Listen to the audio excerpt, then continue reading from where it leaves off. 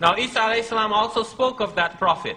Because in the Gospel according to John, in chapter 16, in verse number 7, and other related verses in that area, he's talking about a similar individual who is going to come, who is going to hear the words of God, who is going to prophesy and tell about the things which will happen. He's obviously referring to the same individual that was spoken about in the Jewish scriptures, that prophet like Moses. So ChatGPT, is there any other verses in the Bible that are about Prophet Muhammad? Yes. மேலும் யோவான் எழுதிய சுவிசேஷம் அதிகாரம் 16 வசனம் 7 நான் உங்களுக்கு உண்மையை சொல்லுகிறேன், நான் போகிறது உங்களுக்கு பிரயோஜனமாயிருக்கும். நான் போகாதிருந்தால் தேற்றறிவாளன் உங்களிடத்தில் வரமாட்டார். நான் போவேனாகில் அவரை உங்களிடத்திற்கு அனுப்புவேன் என்கிறார்.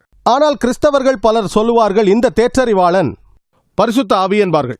அகமது முகமது எப்படியாக இருந்தாலும் அவரையே குறிக்கிறது. இப்போ நாம பார்த்த இந்த வீடியோவின் படி இஸ்லாமியர்களான ஷபீர் அலி, சாகிர் நாயக் மற்றும் லில்லி ஜே போன்றவர்கள் வேதாகமத்தில இருக்கிற தேற்றரவாளன் பற்றிய வசனங்களை முகமது நபியோடு இணைத்து விளக்க முயற்சி செய்றாங்க. குறிப்பாக யோவான் 16:7 சொல்லப்பட்டிருக்கும் தேற்றரவாளன் தான் முகமது நபி என்று வாதிடுறாங்க.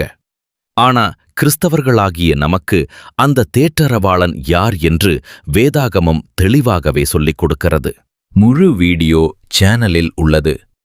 கீழே லிங்க் கொடுக்கப்பட்டுள்ளது. பார்த்து பயன்பெறுங்கள்.